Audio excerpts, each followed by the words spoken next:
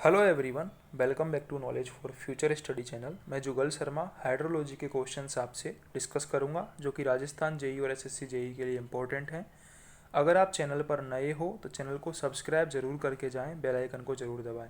पहला क्वेश्चन है depth area duration curve, जिसे हम डीएडी कर्व भी बोलते हैं। वो फर्स्ट क्वाड्रेंट में हमेशा हाइपरबोला की तरह बिहेव करता है। Duration increasing outward, first quadrant में हाइपरबोला की तरह लिम्ब करता है, उसके बाद जो ड्यूरेशन है वो इंक्रीज होती है आउटवर्ड साइड में। ठीक है, तो ये याद करने वाला क्वेश्चन था। आपको डायग्राम भी बता सकता हूँ मैं। डायग्राम ऐसा होता है, ये हाइपरबोला की तरह ऐसे बाहर की साइड निकलता है, आउटवर्ड में ड्यूरेशन इसकी बढ़ती जाती है। ठीक है, अगला क्वेश्चन है हमारा, the performance of A well is measured by its. मैंने आपको बताया था स्पेसिफिक कैपेसिटी का फॉर्मूला होता है डिस्चार्ज पर यूनिट ड्रॉडाउन।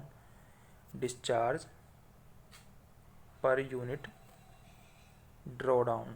ठीक है, तो जो स्पेसिफिक कैपेसिटी है वो परफॉर्मेंस और एफिशिएंसी को बताती है। परफॉर्मेंस और एफिशिएंसी को बताती है। यदि स्पेसिफिक कैपेसिटी अच्छी होगी तो परफॉर्मेंस ऑफ ए वेल भी अच्छी होगी। The moving average of annual precipitation record is carried out to determine, जो मूविंग एवरेज है एनुअल प्रेसिपिटेशन का, वो ट्रेंड को फाइंड करने के लिए काम में आता है। ठीक है, कि किस टाइप का ट्रेंड है वहाँ पर, किसी पर्टिकुलर एरिया पर रेनफॉल का किस टाइप का ट्रेंड है, इसके लिए हम एनुअल प्रेसिपिटेशन रिकॉर्ड को फाइंड करते हैं। अगला क्वेश्चन है, which one of the following correctly defines aquiclude. तो एक्यूक्यूल्यूड नाम आया है, ये नाम आप याद कर लेना, इनसे संबंधित एक क्वेश्चन पूछा जाता है। ठीक है, एक एक करके दिखाऊंगा मैं। सबसे पहले आता है एक्यूफर। सबसे पहले आता है एक्यूफर। जो एक्यूफर होता है वो सबसे पहली बात तो ग्रेवल में होता है। ग्रेवल में होता है, ठीक है, ग्रेवल और सैंड में। इसमें जो एक्यूफर होता है उसमें पानी स्टोर भी होता है और उसको यील्ड भी कर सकते हैं, यानी कि ये एक ऐसा मटेरियल होता है जिसमें पानी को हम स्टोर भी होता है पानी उसमें, और उसे हम निकाल भी सकते हैं पंप की सहायता से। तो वो तो होता है एक्यूफर। सेकंड आता है हमारा एक्यूटार्ड। एक्यूटार्ड, इसमें पानी तो होता है, पानी तो होता है, स्टोर होता है, लेकिन उसे हम सीपेज की सहायता से निकाल सकते हैं, पंप की सहायता से नहीं निकाल सकते, केवल सीपेज हो सकता है वो। ठीक है, ये किस में पाया जाता है? ये पाया जाता है सिल्ट में, क्ले सिल्ट में। ठीक है, एक्यूटार्ड। थर्ड है हमारा एक्यूफ्यूज। एक्यूफ्यूज, ये जो एक्यूफ्यूज होता है ना, ये इम्परमेबल स्ट्राटा में होता है। Impermeable strata. इम्परमेबल का मतलब पानी ना तो आ सकता है ना जा सकता है, पानी तो होता है लेकिन उसमें आर पार नहीं हो सकता, निकाल नहीं सकते हम उसको। फोर्थ है हमारा एक्यूक्लूड, जो कि क्वेश्चन में पूछा है। एक्यूक्लूड में क्या होता है? इम्परमेबल होता है, लार्ज अमाउंट ऑफ वाटर होता है और हाई पोरोसिटी होती है इसमें। ठीक है, किले की तरह काम में आता है, इससे भी हम पानी नहीं निकाल सकते। ठीक है, किले में एक्यूक्लूड पाया जाता है। तो इसमें से कौन सा ऑप्शन होगा? डी ऑप्शन होगा, a geological formation which is essentially impermeable to the flow of water, जिसमें से पानी इम्परमेबल होता है। अगला क्वेश्चन है, which one of the following defines aridity index. Aridity index AI का फॉर्मूला होता है potential evapotranspiration PET minus actual evapotranspiration AET upon potential evapotranspiration into 100। ये होता है एरिडिटी इंडेक्स एआई का फॉर्मूला। यदि वैल्यू एरिडिटी इंडेक्स की 1 से 25 के बीच में है तो उसको माइल्ड एरिड बोला जाएगा।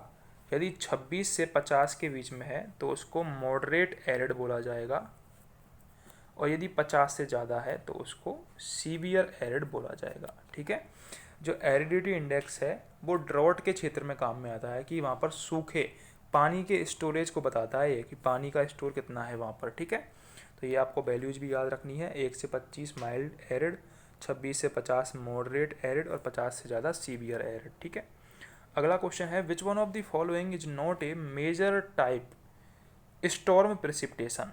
इनमें से कौन सा मेजर टाइप का नहीं है? तो करेक्ट आंसर इसका कंटिनेंटल स्टॉर्म, ये मेजर टाइप का नहीं है। What is the probable maximum precipitation. Probable maximum precipitation एक ऐसे टाइम की प्रेसिपिटेशन है जो कि मतलब कभी भी आ सकती है। ये प्रोबेबल मैक्सिमम है, ये कभी भी, मतलब एक साल में कोई सी भी प्रेसिपिटेशन कभी भी ज़्यादा हो सकती है, यानी कि ऐसी सिचुएशन बन सकती है कि कभी हाइड्रोलॉजिकल सिचुएशन बन जाए, ज़्यादा बाढ़ की सिचुएशन बन जाए, ज़्यादा पानी एक साथ गिर जाए, तो उसको बोलते हैं प्रोबेबल मैक्सिमम प्रेसिपिटेशन, जहाँ पर upper limit of rainfall which is justified climatologically, यानी कि मौसम के बदलने के साथ कभी भी ज़्यादा बरसात हो जाए तो उसको प्रोबेबल मैक्सिमम प्रेसिपिटेशन बोलते हैं। What is hydrological cycle? Hydrological cycle का मतलब है समुद्र से पानी उठा, बादल बना, और बादलों से बरसा, फिर दोबारा से लैंड पर, लैंड से फिर रिवर के थ्रू होते हुए वापस से सी में चला गया। ठीक है, तो यानी कि पानी का मॉइस्चर का ट्रांसफ़र होना ही हाइड्रोलॉजिकल साइकिल है। ऑप्शन में लिखा हुआ है process involve in the transfer of moisture from sea to land and back to sea again. अगला क्वेश्चन है ओम्ब्रोमीटर किस लिए काम में आता है? तो रेनफॉल डेप्थ के लिए ओम्ब्रोमीटर काम में आता है। ओम्ब्रोमीटर के अलावा हाइटोमीटर के अलावा एक और होता है प्लूवियोमीटर। ये भी रेनफॉल डेप्थ के लिए काम में आते हैं तीनों, ओम्ब्रोमीटर, प्लूवियोमीटर और hyetometer. B option rainfall depth correct है।